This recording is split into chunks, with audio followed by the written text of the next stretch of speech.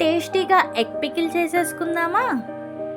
వీరుడా వనచారుడా కురవంచిత్తో జై భాంగుడా నువ్వు దారికొస్తే భడ రెచ్చగొట్టి కానుకిస్తాయిలా మదమెక్కిన